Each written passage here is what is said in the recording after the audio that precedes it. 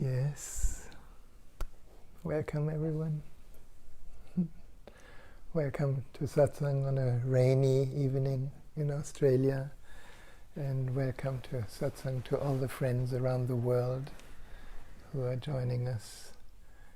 It's always a blessing to move beyond the little family into connecting with so many friends all around the world. It's a blessing.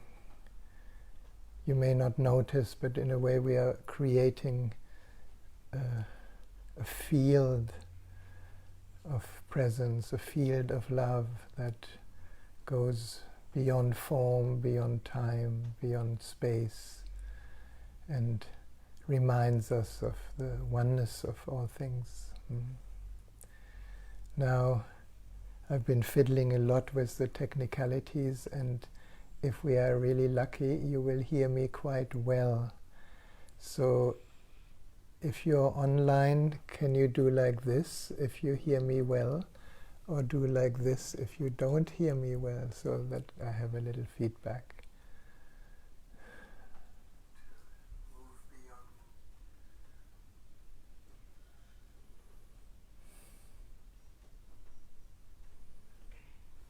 Yeah? Good. Okay. Yes. Your sound is good from Stockholm. Sound is good. Great. Hallelujah. It took us many, many weeks. Many weeks to get this happening. So, Miten just sang this beautiful song, Searching for the Mother Inside. And especially here, on a rainy day, it's been pouring again and again. We kind of want to crawl inward and maybe be protected under a warm blanket and kind of go within. So I love it when it's raining, because it's like the whole energy turns inward. And what does it mean when we search for the mother inside? We are searching for something that is already kind of ever present all around us, which is the formless, the limitless presence of who we truly are.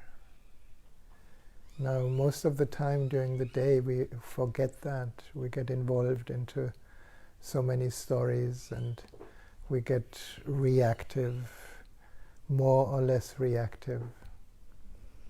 And whenever we react, you have to check that for yourself. Whenever we are not kind of present in a spontaneous response to now, we're actually coming from a past, and usually from a past story that we want to defend. A story that perhaps in the past created some psychological pain or some hurt. And anyone in any situation can touch a button, and when we have not dealt, when we have not welcomed back into our essence who we truly are, we unconsciously create a definition of ourselves through usually a button through being triggered, through being reactive. And the reactivity doesn't serve anything except supporting the separate self. I don't know if you can relate to that.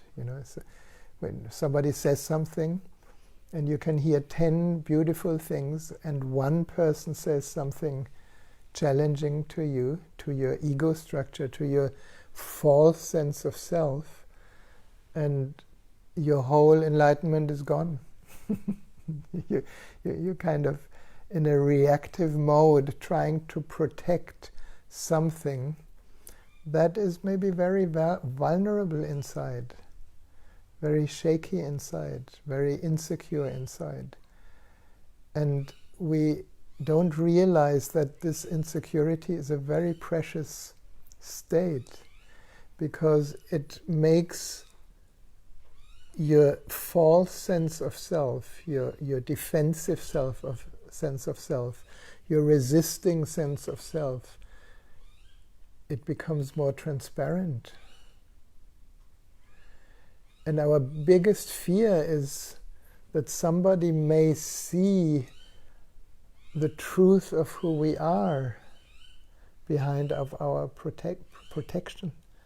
And why are we so afraid? Because we're so afraid because maybe we have been told about good and bad, about right and wrong, and somehow our being and our action do not represent the good. Maybe it represents more what we believe to be bad. But nothing of that is actually real. It all happens in that which is aware.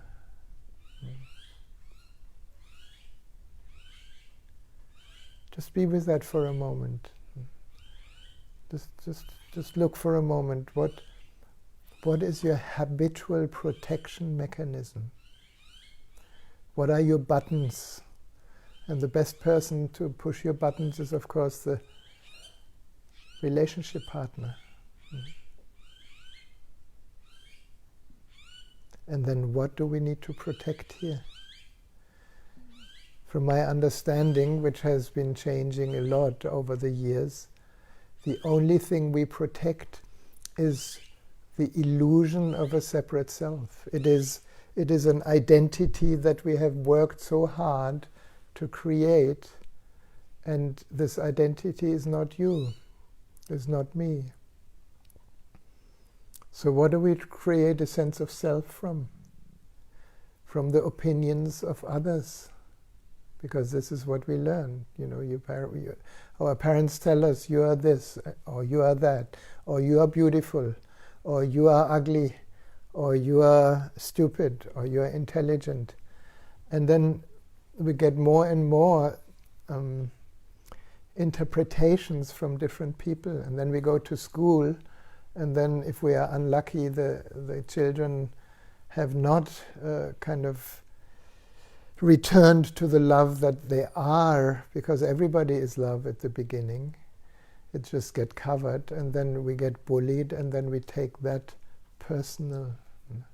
And then maybe a whole life we run around thinking, for example, you get bullied because you're a little bit more round, and then you're always afraid to be fat. And then out of that being fat, there is so many hard trials to not be fat, and then the more we resist the fatness, the more fat we get. I mean, it is a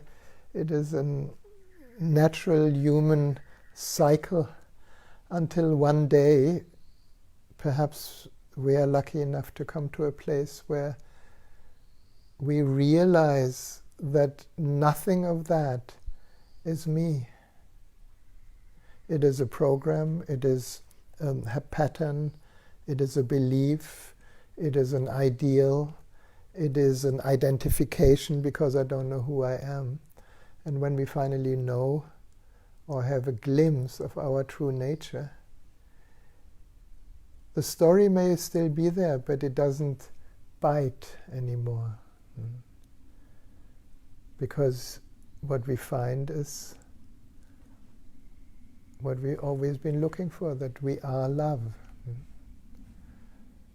Just feel that for a moment. It's not you can become loving. It's not that you're going to get love. It is that you begin to recognize your essential nature, which is not a form. I think for the beginners on the journey, this may sound very strange. You are not a form. You are that which is aware of the form. You are not a body. You are that which is aware of the body. You are not your thoughts. You are that which is aware of your thoughts. How many times have I heard it from Osho and from other teachers? How many times have I said it? Have you heard it? And there's these tiny little moments where we say, yeah, that's true. And then next moment somebody pushes your button and you have forgotten completely.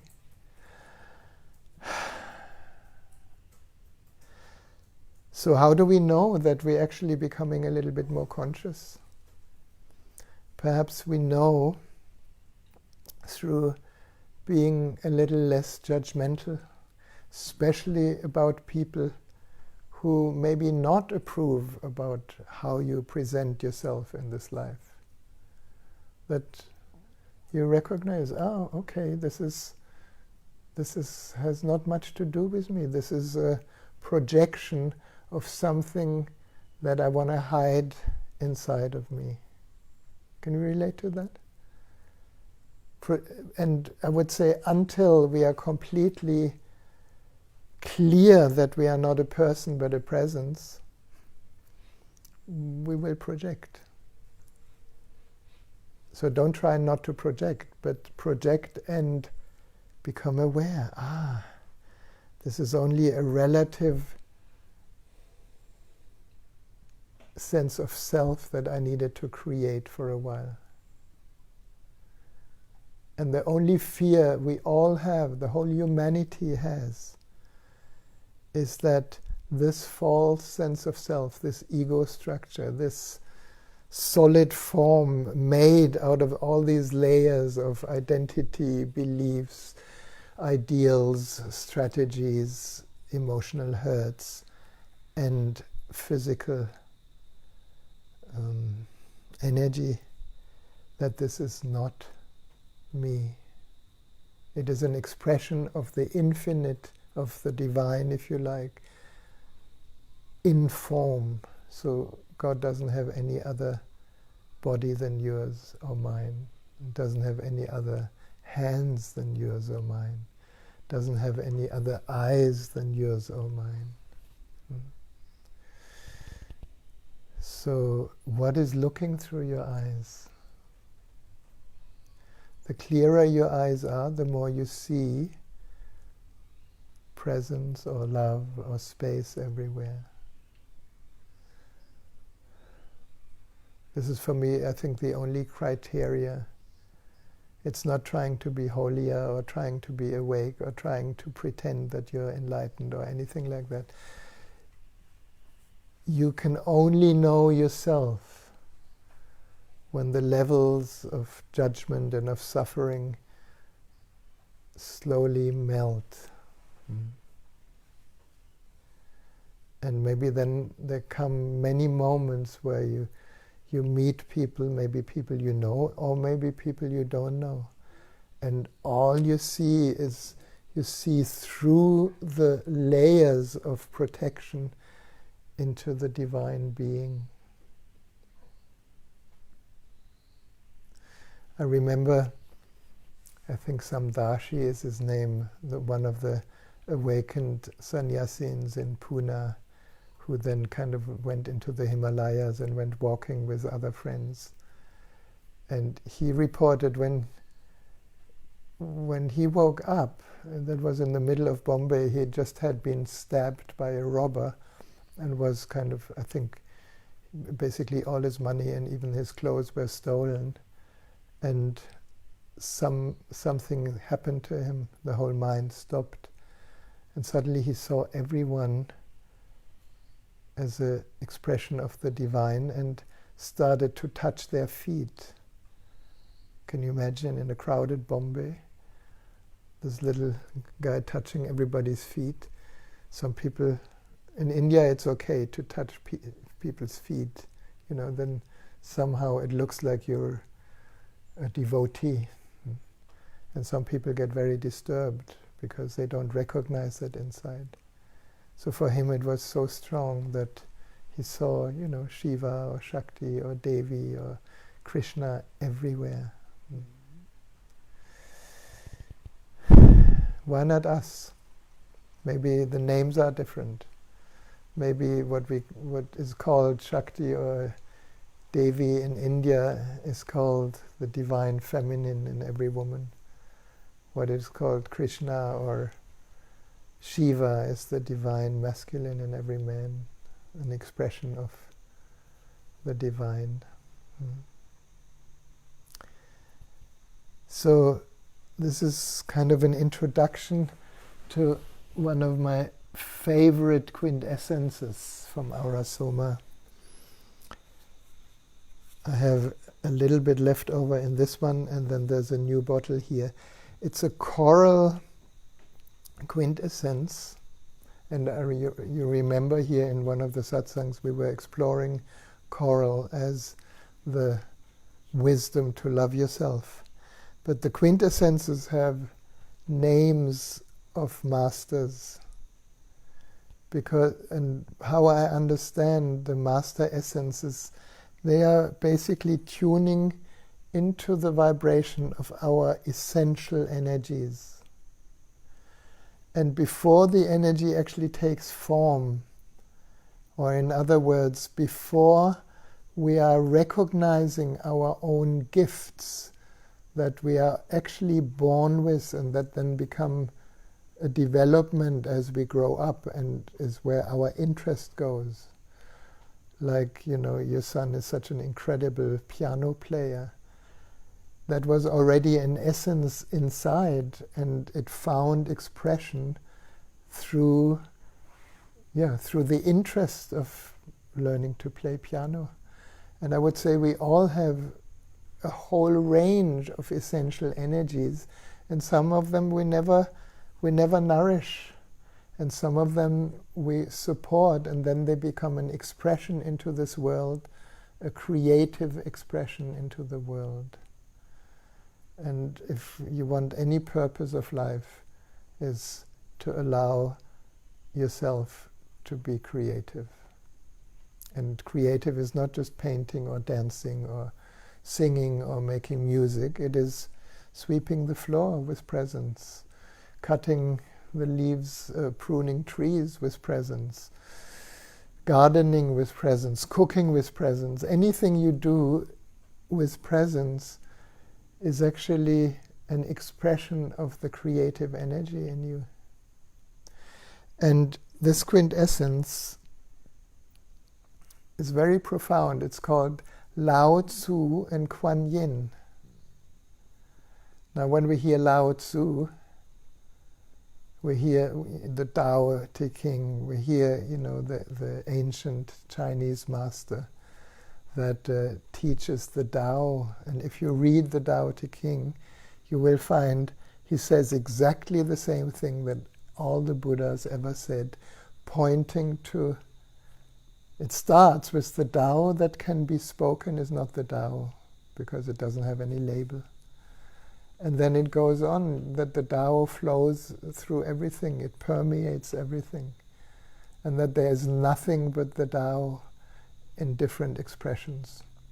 So on the level of distinction, if you like, which is a mental distinction, because in reality there is no distinction.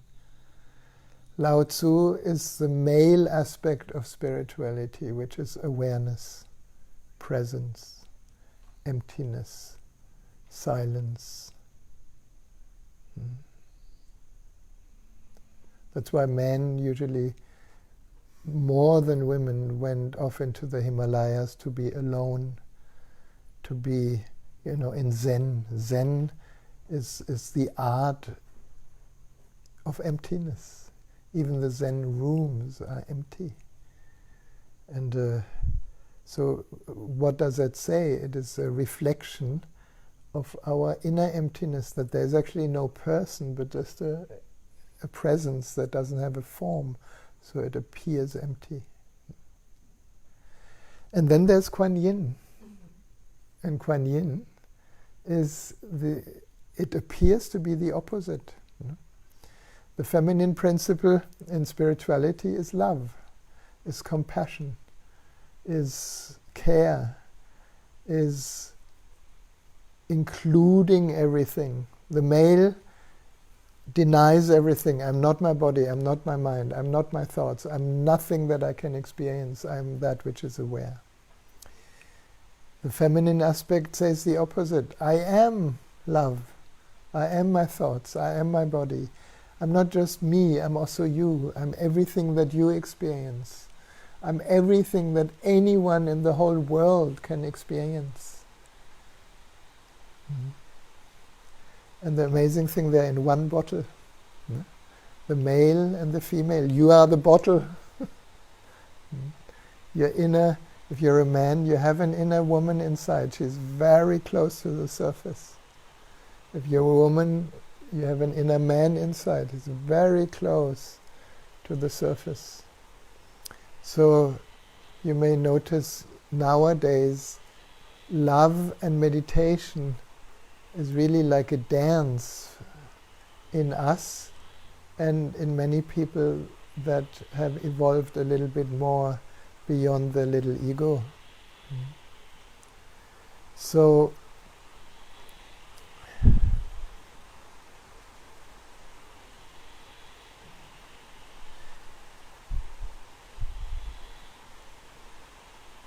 I'm just listening to the rain.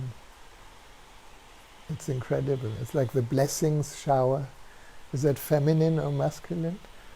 Probably feminine. Or the feminine part is the receptivity of the blessings of rain.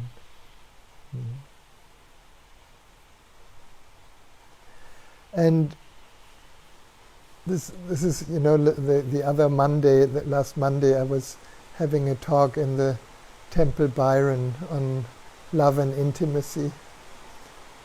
And of course 2 hours is very limited, but the essence that I can say today is where or what is the whole purpose of love and intimacy, and what is the biggest hindrance for couples to be intimate. The hindrance is that there's an imbalance between receptivity and action. I did this explanation according to the chakra map, where we could say the first chakra in the male is positive, in the feminine is negative or receptive. And what we can learn in Tantra more than anything is not how to make love beautifully, but how to receive. And if I look at myself as a male in form, the male is so scared to receive a woman in his emotional body. And the woman is so scared to receive the male energy in the first chakra. In a way, we both long for it. The man longs for the feminine, and the woman longs for the masculine. But because there's a receptive part, we are not home there. So then the first meeting is, of course, easier where we are home. And that creates all the conflict. Because the man is home in his first chakra, so he wants to enter the woman immediately when he's ready. And the woman is not ready, and she gets penetrated much too early, and then she suffers, and then she tries to kind of help him to get more receptive, but she projects it outside. And the same with the man. The man feels rejected when the woman is not ready. And then the woman gets emotional and the man freaks out because his overwhelming mother has maybe smothered him in the emotional body. And when that shield of conditioning has melted, then a receptive man for the feminine, open feeling body is a delight for the woman and for the man. And then eventually when the first chakra opens, because the woman can relax, can trust the presence. Now that only happens when there's a connection in the heart. Then a receptivity in the yoni, in the first chakra happens. And then part of the longing that we project on the outside actually comes home inside. So already when two chakras meet, it's actually an inner marriage. Our inner feminine, our inner receptivity receives the inner masculine. And it's kind of acted out outside. This is why every relationship, in a way, if it's used for awakening, can be so helpful in learning receptivity. Man is so afraid of love that's why he's afraid of opening his heart, because he's negative there, he's receptive there. So he needs a lot of assurance to open his heart. For a woman to open her heart is her nature, to nourish. And it's very easy to see where the positive pole is, in the genitals, the male first chakra, it's outside, it's moving, it's positive. And for the woman, it's the breast. They are protruding already outside, giving. So these two energies, receiving and giving, eventually have a expression in every chakra, male and female in every chakra. And then eventually we come to a inner wholeness. And there's a beautiful discourse from Osho, if you want to kind of investigate a little bit, where Osho talks about the mystery of one chakra meeting, what that does, two chakras meeting, 3, 4, 5, 6, and 7. And when all the 7 chakras meet, this is what they call soulmates. Now, soulmates mean that there's no more need of the other, there's no more codependency of the other, there's no more dysfunctional expressions through the different chakras as power trips, as emotional blackmail, as and so on, as whatever humanity suffers from. There is two presences merging into one presence, two loves merging into one love. So Lao Tzu and Kuan Yin point towards that. It points towards the highest meeting of the feminine and masculine. And of course there we go beyond. No? When the male and female meet on every level, we are actually beyond male and female. And perhaps some of us had moments where we felt that even the definition of male and female gives way to the infinite open space of the whole universe, you could say.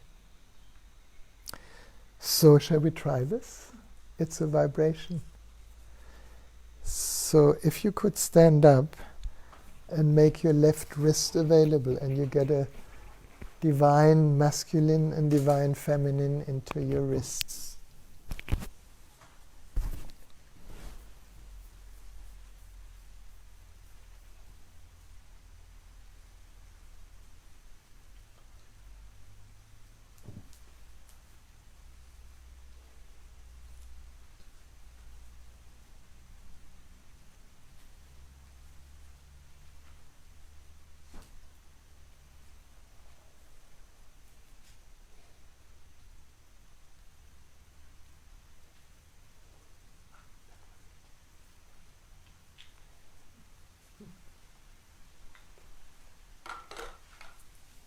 Very good. And if you're with me around the world, just imagine that on your wrists you have this sensitivity of the energy of the male in the right and the female in the left side. And you can close your eyes, and then you can raise your arms high above the head.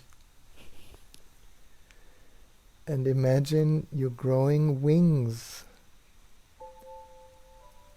from the core of your spine to your fingertips. And if you like, you can imagine the right wing as the wing of awareness, the male, the wing of presence. And the left wing, the wing of love, the feminine.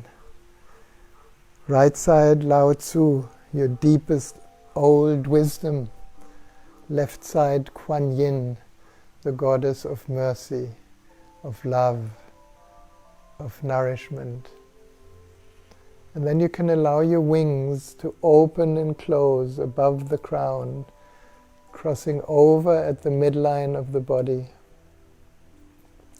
integrating the right and the left hemisphere, the male and the female inside of you.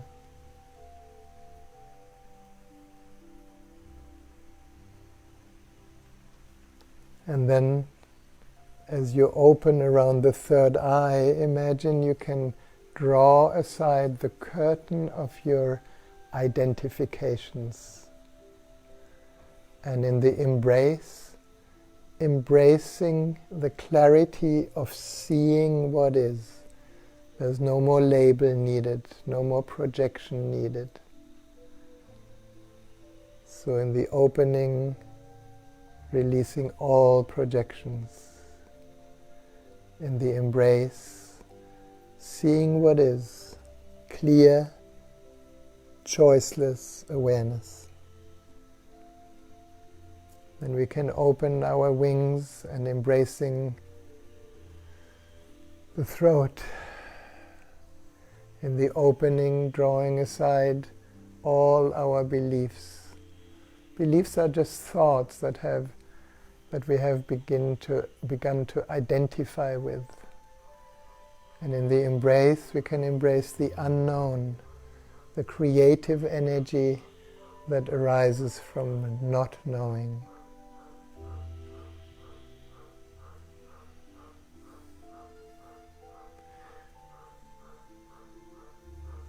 A new expression into the world. The capacity to simply speak the truth without attachment.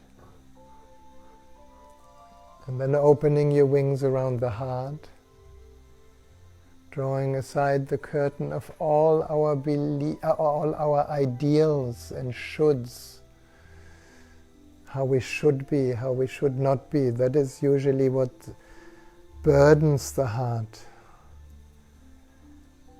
And then embracing our uniqueness, embracing our innocence,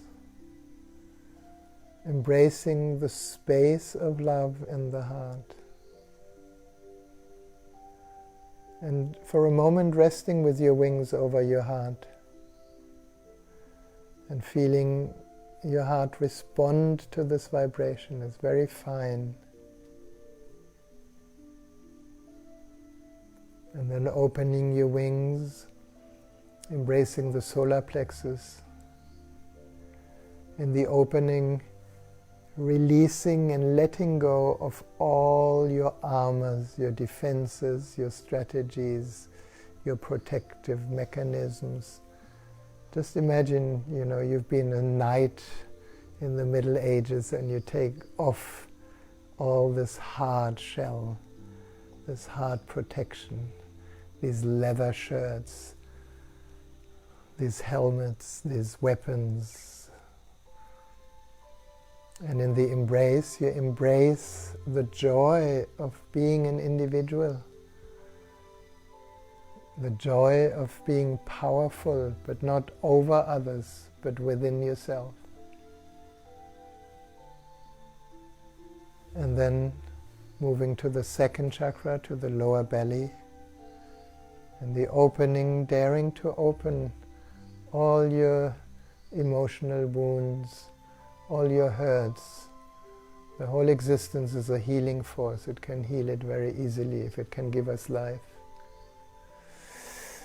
And in the embracing the vulnerability inside, that little child that is simply waiting to be held in the tenderness of your heart.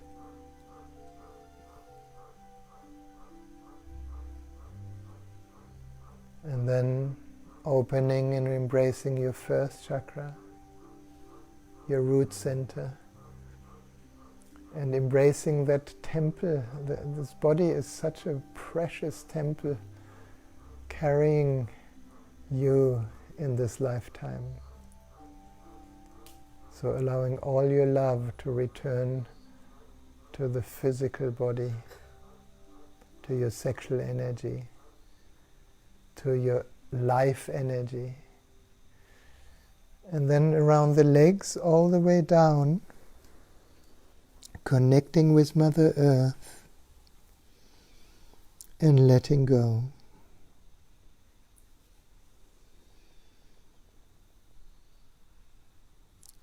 For a moment, becoming completely empty. Empty of everything you know, empty of all thoughts, of all beliefs, of all strategies, empty of any story. And just notice when you're completely empty, are you still here? Obviously, you're still here. As what? Be curious. Who are you? Who am I?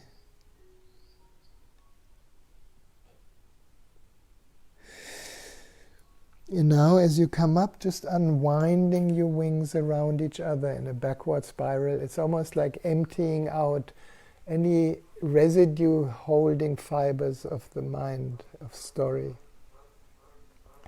So that for a moment you stand with your wings open, completely empty, which may sometimes appear like a being of light, or the angel that you truly are.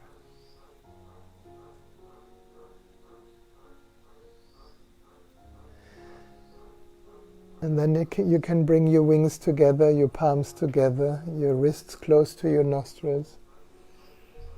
And taking 3 deep breaths of this fragrance into the temple of the body.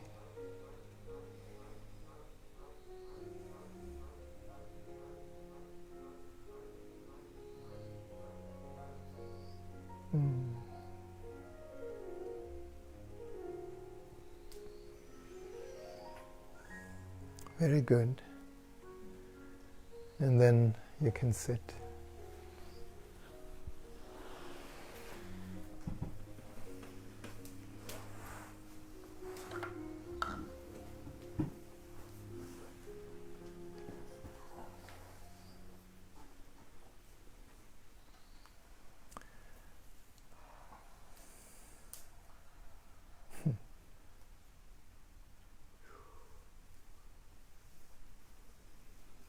So I want to dedicate the light of the candle today to love and awareness.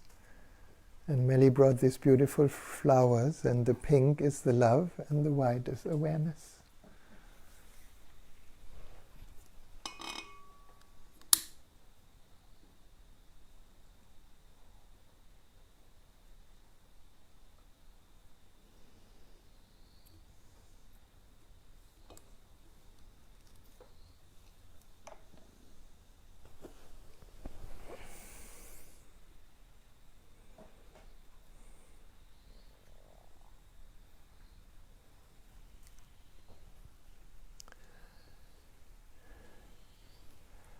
And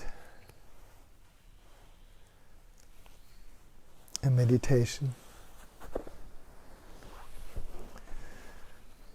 Now, a while ago, I think we had it here once, the guidance through the chakras, the blessing of the chakra meditations. Would you like to do that? It's a very beautiful meditation to bring a more focused presence on the different vibrational fields of the chakras. And the blessings, how do the blessings come? In a way, we are an expression of the divine. So if you are opening your whole being to that which is beyond form, call it the divine, call it whatever you call it, grace, support, love, blessings, we can actually allow that to flow through us. And this, if you like to imagine that, through your crown, through the heart, into your hands, and then from your hands to the different chakras. And it's a beautiful way to shift your attention from outside, where we are usually kind of occupied with other people, with things, with the world, to inside and allow a blessing energy to be received within. It's like a light received within. You want to try that? So you can sit comfortably with your spine upright and just begin with a few deep breaths, just breathing in deeply and breathing out deeply. And one more time. Deep breath. Deep in breath and out breath. And one more time.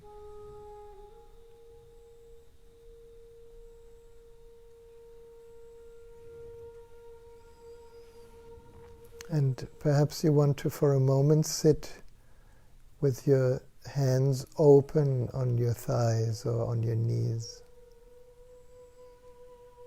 And in your own way, you may want to tune in to whatever energy is sacred to you. If you're religious, if you're a Christian, it may be Jesus. If you're a Buddhist, it may be the Buddha. If you're a Hindu, it may be Shiva or Devi or Krishna. If you are not connected to any religion, maybe you had a master or you have a master that represents divine energy for you. And even without a master, if you connect with the divine spirit of nature, of the universe, of the infinite, just feel that it is not separate from you, it is just flowing through us every moment.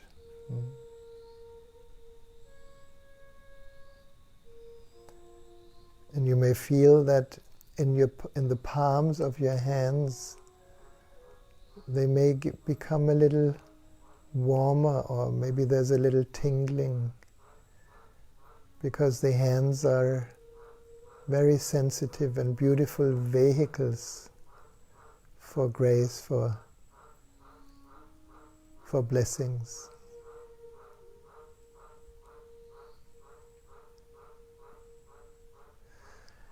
And then you may want to gently bring the palms of your hands to your first chakra, to your root center.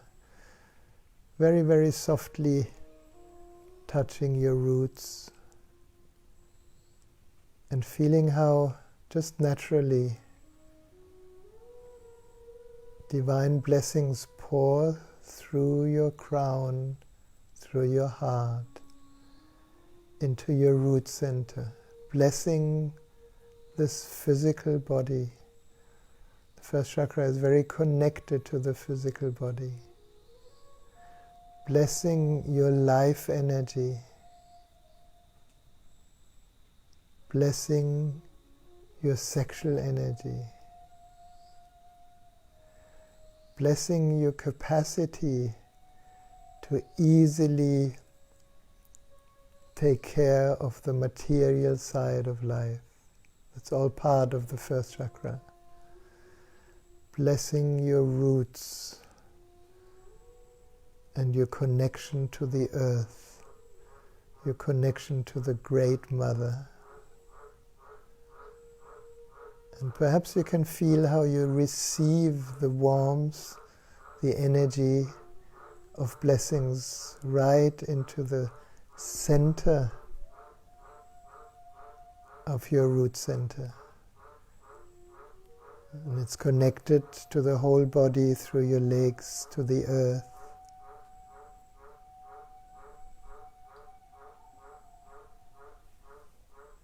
And the green tree frog outside is making the right sounds for the first chakra. He's singing mantras to you. I think you heard me. And then you can take a deep breath and gently move your palms and hold softly your second chakra, your lower belly, that area between the pubic bone and your navel. We could call it the emotional center, the center for feeling, the source of the feeling body, and allowing the divine blessings that pour through your crown, through your heart, into your hands, and through your hands into your belly, and blessing your deep capacity to feel, to hear, to smell, to taste, to see. Blessing all your senses. And blessing your capacity to melt with nature, to melt with people, to melt with whatever you like, and the capacity to be alone. Like the dimensions in the second chakra are melting and aloneness and deep feeling. And allowing that blessing and healing energy to melt any emotional holdings, any hurts, any shock and shame and unworthiness and all these feelings that we have covered so far.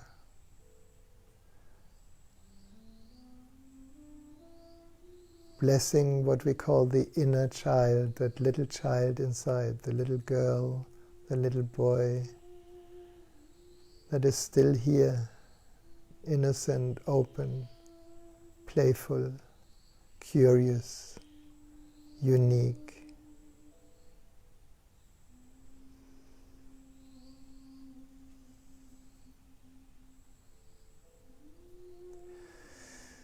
And then we can take another very deep breath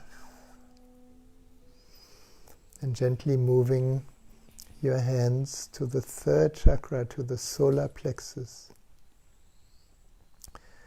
This is where in unconsciousness most of the world lives in, unfortunately, in comparison, in competition, in judgments, in blame, in superiority, in inferiority. Now let the blessings that flow through your hands melt all these strategies of separation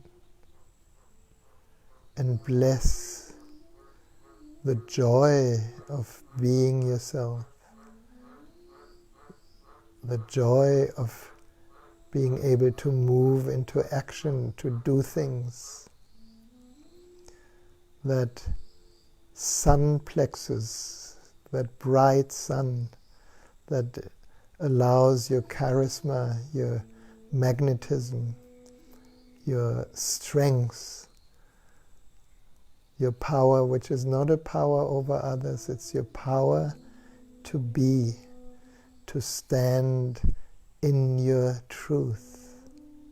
That's kind of the third chakra in its essence. And to receive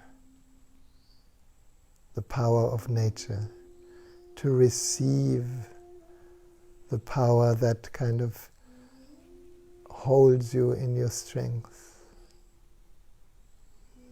And feel that for a moment. It's the power of the peaceful warrior.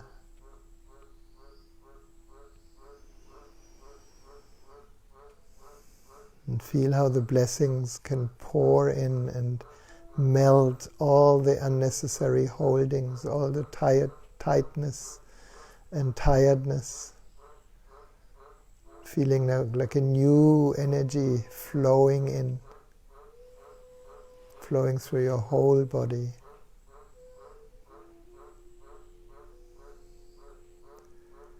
And then we can take a deep breath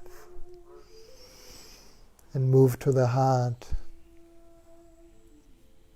allowing your hands to gently touch your heart and blessing your heart, blessing your capacity to feel with each other, capacity for compassion, for love, and blessing what in Zen is called the empty heart. That heart is just pure space. You may have heard this expression, love is space.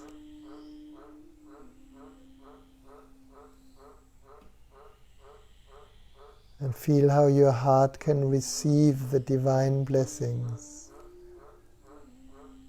And all the heart wants is to share itself. You may remember yourself as a little child where you knew already that you are love, and you were wondering why people don't just love each other. And allowing these blessings from that innocent place to pour into your heart.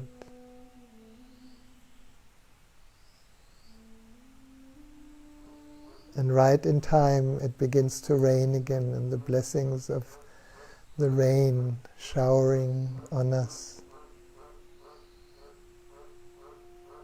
And blessing the capacity for gratitude in your heart. The gratitude of just being here.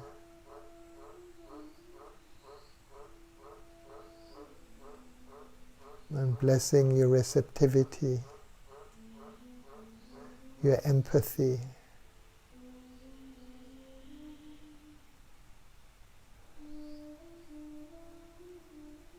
And feel your heart. Perhaps you can feel your heart melting, softening, warming up.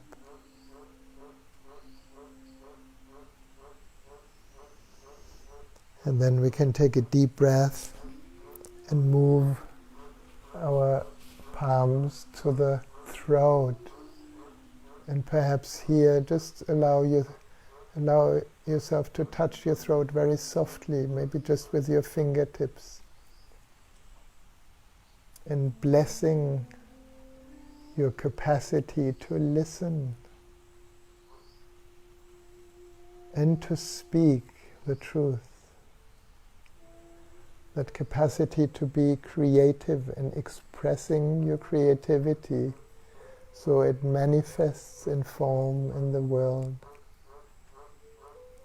We are all great manifestors. As we move beyond belief, beyond becoming, our throat energy can be blessed in all sorts of creations and creating from within the life of your dreams. Blessing your throat that you can speak the truth and that you can influence the people you love towards deeper love and presence.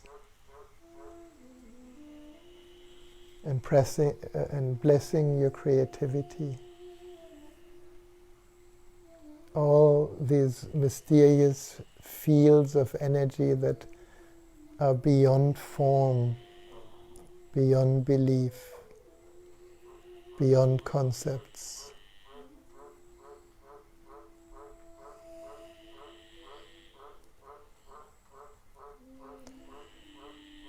And then we can take a deep breath and moving to the third eye, to the forehead center. And blessing your third eye, blessing your capacity to see into the depths of things, to see deeper than the obvious, your intuition, and blessing your clarity and that which is aware of every experience. An open third eye is as open, as vast as the whole universe. It contains choiceless awareness, a sharp intellect, a clear seeing what is. Allowing these blessings to pour through your crown, your heart, your arms, your hands, like a strong light lighting up your third eye. And then with the next deep breath you can move up to your crown, and perhaps you want to hold both of your palms a little bit like a funnel first.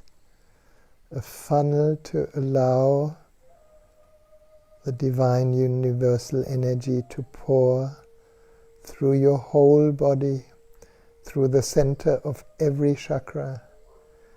So we could say there's a whole beautiful channel of light and presence permeating and flowing through the inner channel. And then, if it feels right, you can hold your palms above the crown, facing downward, and blessing this portal to infinity, blessing your connection to all and everything, to wholeness.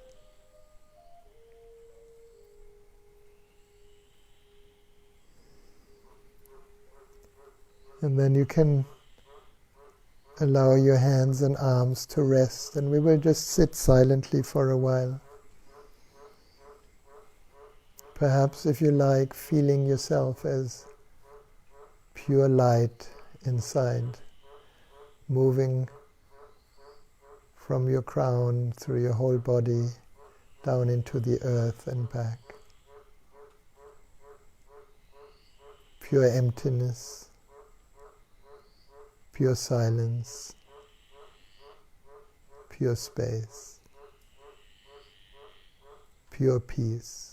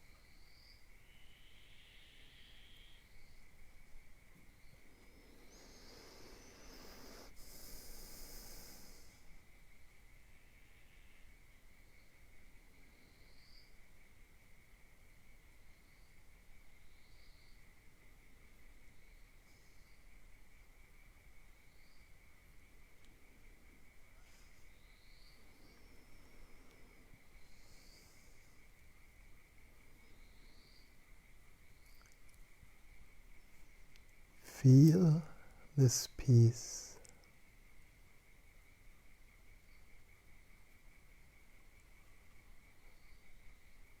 Feel this field of silence that is even behind all sounds, that connects us all.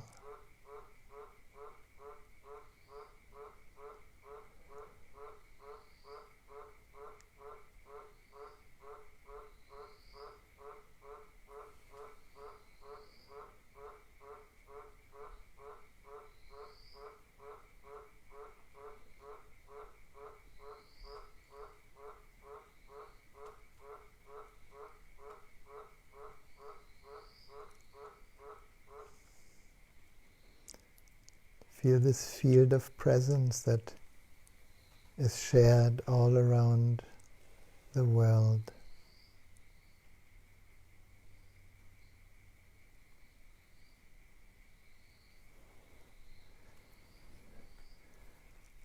I want to play you a few words from Osho.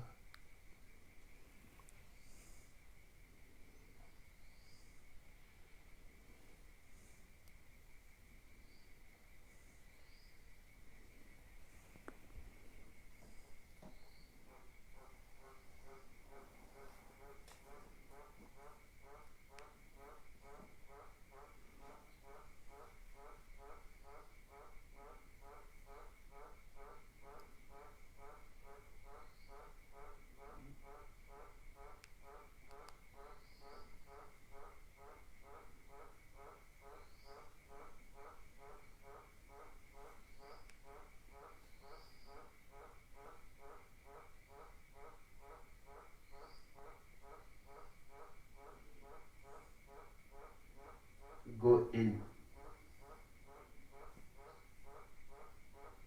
Look in. And if it is empty, so what? Then that's our nature. Then that's what we are. Why one should be worried about emptiness? Emptiness is as beautiful as the sky. Your inner being is nothing but the inner sky. The sky is empty, but it is the empty sky that holds all, the whole existence, the sun, the moon, the stars, the earth, the planets. It is the empty sky that gives space to all that is. It is the empty sky that is the background of all that exists. Things come and go, and the sky remains the same.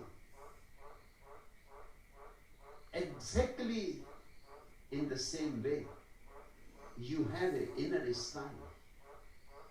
It is also empty. Clouds come and go. Planets are born and disappear. Stars arise and die. And the inner sky remains the same, untouched, untarnished, unscarred. We call that inner sky Satsang, the witness. And that is the whole goal of meditation. Go in, enjoy the inner sky.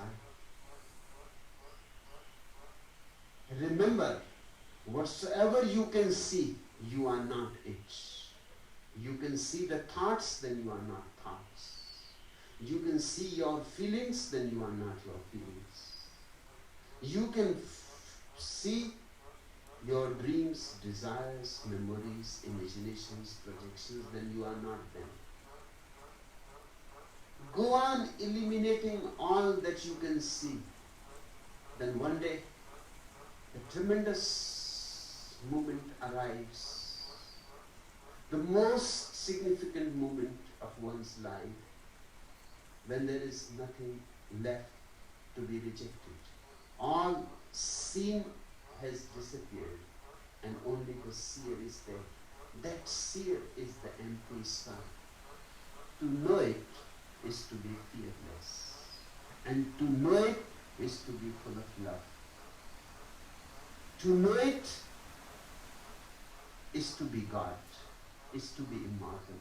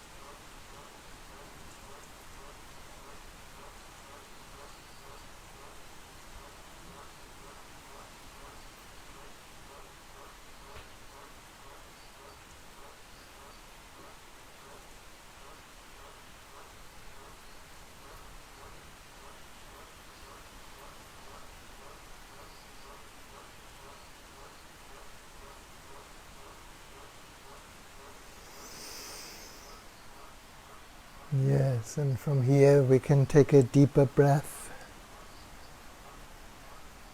Gently become aware of the body again. The inner sky at this moment has a body.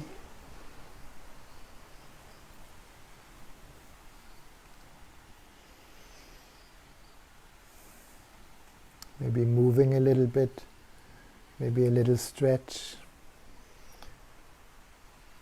until you find a good moment to open your eyes to a completely new moment here. And for a moment, let the sky look through your eyes.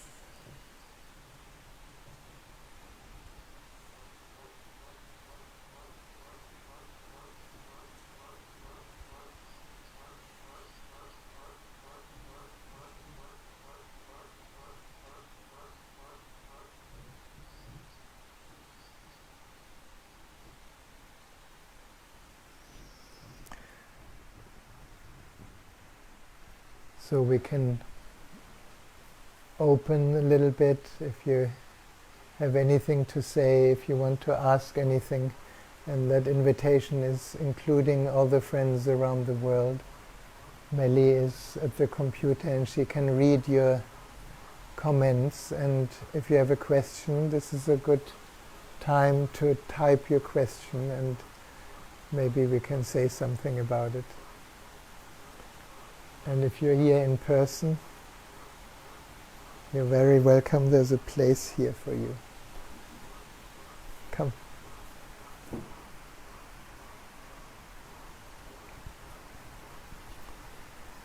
Thank you so much for this lovely... Hey Sabine, yes. Lovely, no? Oh, so lovely. Ah, so lovely. Oh, so nice. I always miss it when I don't come. There's a remedy for that. Come. That's right.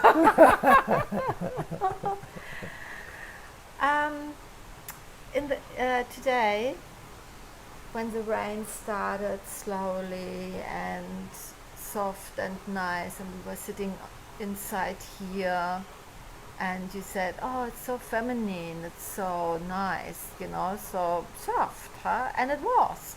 I thought, like, well, when I drove here, it was not feminine at all. No. It felt Yeah, you hard, have to masculine. Yeah, masculine. You know? You have to go through it. You have to persevere. You have to be present. You have to kind of watch that you don't get washed out from the road. And I was not present because I missed my turn off. That's why I came too late. I was like, oh, I live here since nearly 30 years, and now I'm lost. You know how is it when you miss the turn off, Yeah. and then you think like, where am I? Do I have to go a little bit further, and is it coming, or is it actually did I miss it? And just to go a little bit further to make sure, But yeah, so that didn't feel feminine at all. That No. Brian. You were missing the masculine side that loves the presence. You were missing the Michael Schumacher inside. Well, yeah, I was not driving like Michael Schumacher. Good. My father-in-law said to me, "Are you named Miss Schumacher?"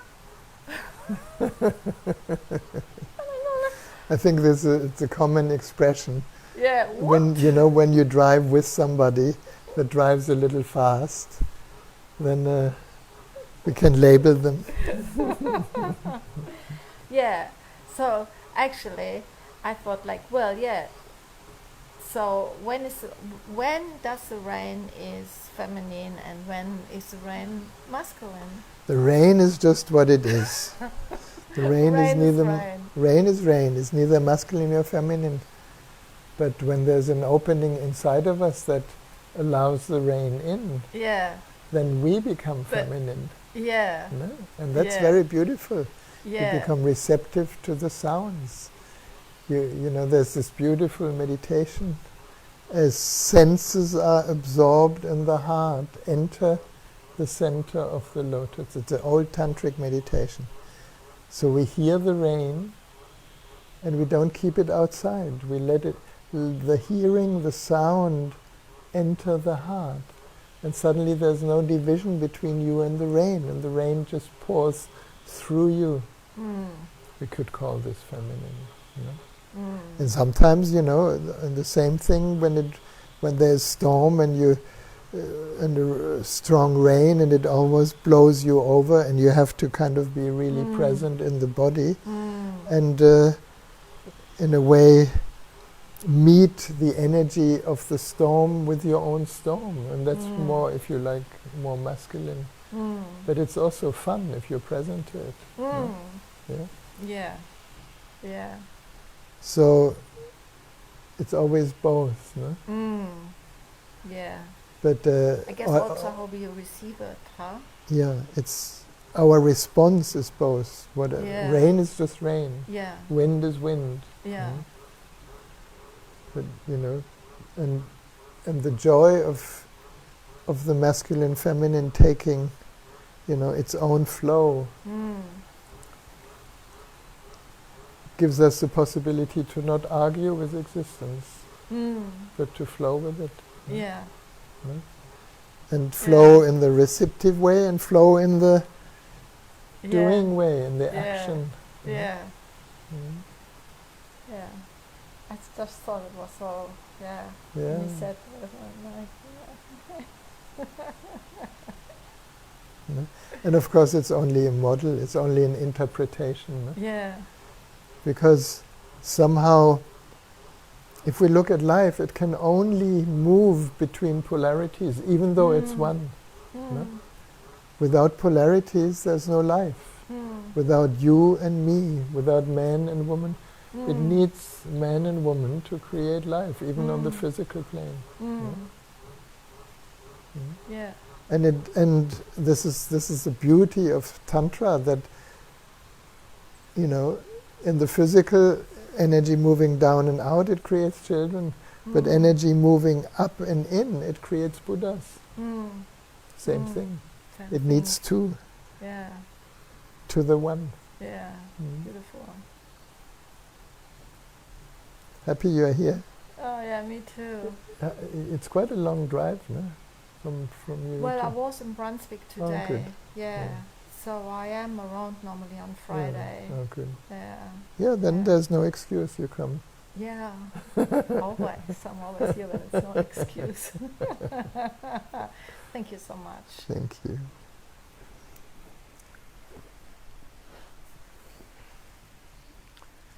Nobody? Just happy comment. Just happy, No question. just happy comments. Greetings, blessings, No and questions. from Ishtar. Well, I want to invite us all. I received a little note from my dear friend Emily Manuraga in Kuala Lumpur. Some of you have met her. She's a doctor, and she has a medical practice, and they are completely overwhelmed with COVID patients. And dear Emily, I think hopefully you're watching this. Emily has been struggling because when you're a doctor, even as a doctor, you can only accept a certain amount of patients, and when there are too many, you cannot accept everyone, which is a big dilemma because, you know, she asked herself, well, do I have the right to play God, accept one and don't accept the other? And I can really feel with you, Manuraga, because if you make a sense of me, if you make an identity out of your doctorhood, which you probably do because you want to help people, you want to support people and heal people, then in those moments you're missing that actually you're only an instrument. You're a vehicle for your own gifts to be shared. And who gets treatment, who not, is actually not your personal decision. It is just how it unfolds. So there is a very relative thing about responsibility. Yes, I would say as a doctor you have the responsibility to do what you can, but you cannot do more than you can. So there's an element of surrender that needs to happen early enough so that you don't drain and exhaust yourself. Because the more exhausted you are, the less good a doctor you are. So that it in a way backfires. So with all the friends here, I would like to, all of us, send you many, many blessings and a lot of energetic support for the amazing work you're doing. And really be gentle with yourself.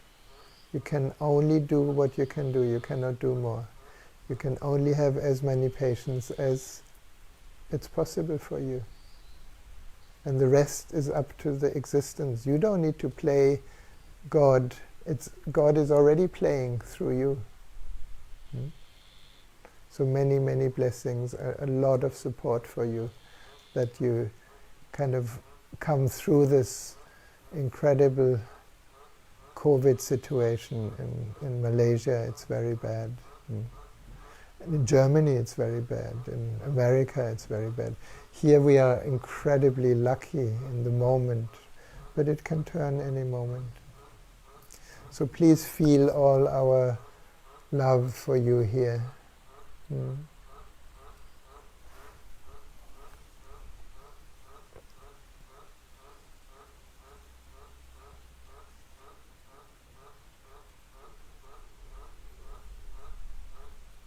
It's such a thing to step out of your own person and just become a vehicle for whatever, whatever our gifts are, and then knowing your limits. Emily says thank you. Yeah, you're very welcome.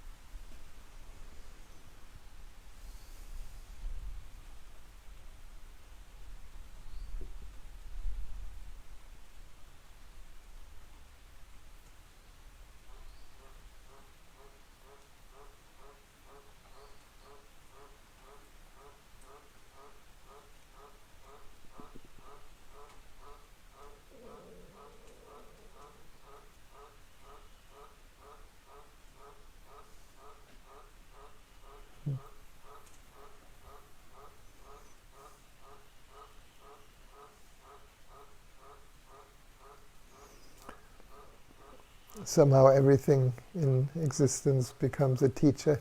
This frog is a great teacher for me, because when we were setting up for the satsang, he was sitting between the stack of chairs, so we couldn't see him. And the chairs had this resonant field, like a loudspeaker. So he was so loud. And so I thought maybe he will disturb our deep meditation. So I took one chair after the other, and after the third chair there was this big green tree frog.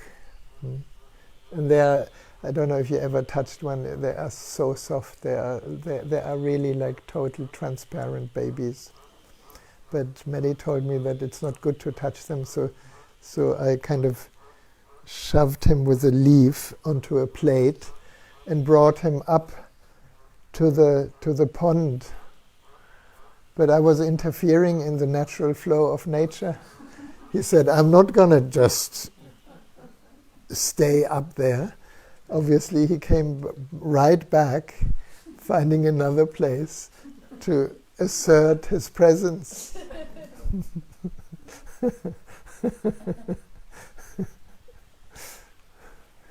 So nature, it responds when you interfere.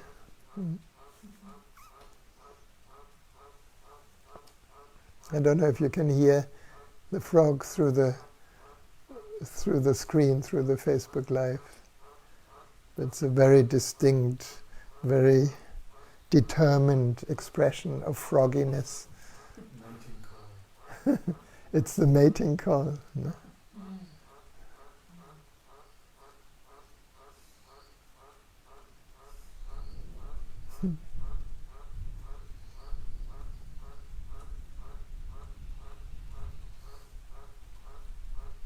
Yeah, it's very loud. It's very loud. Very loud, they say. Kim Pravahi Titan says, I love the sound of the frogs. Yeah, they're all loving it. Yeah, we have quite intense vocal animals here.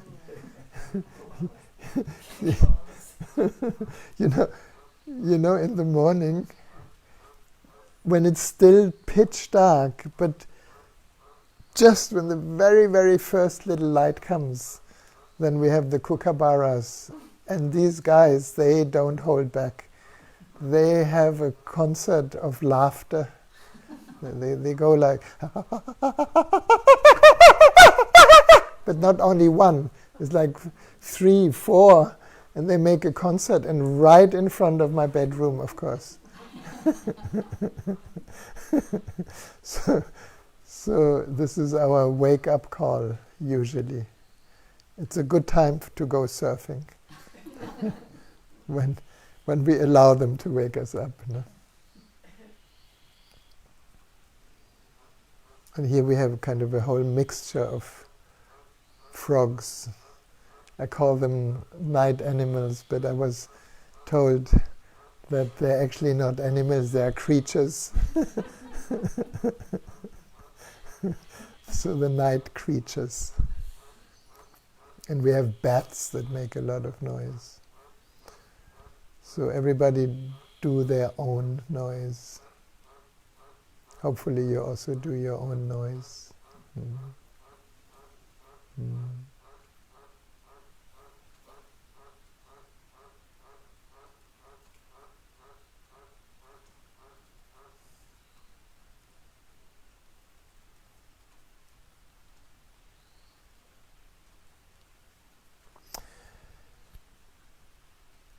So before we complete this, I have a few announcements.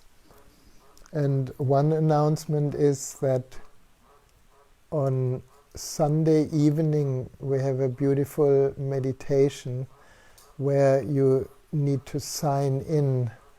And I think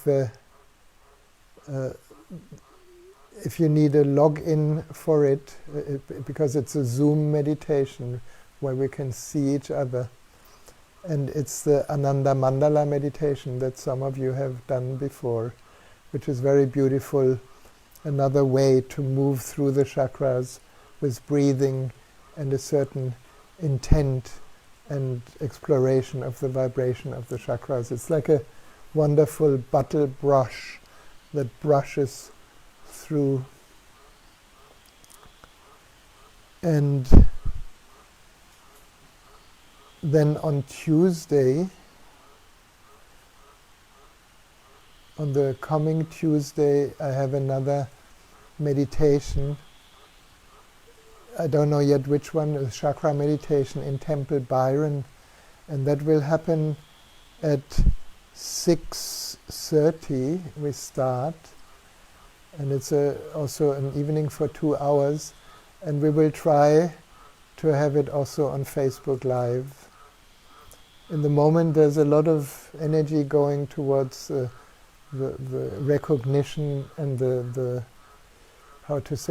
energy flow in the chakras, because that is kind of also a basic understanding of Tantra and awakening through love. So if you want to join that, that will be on Tuesday in Australia, 6:30, and you have to calculate your own time. And that will be easily available on Facebook Live.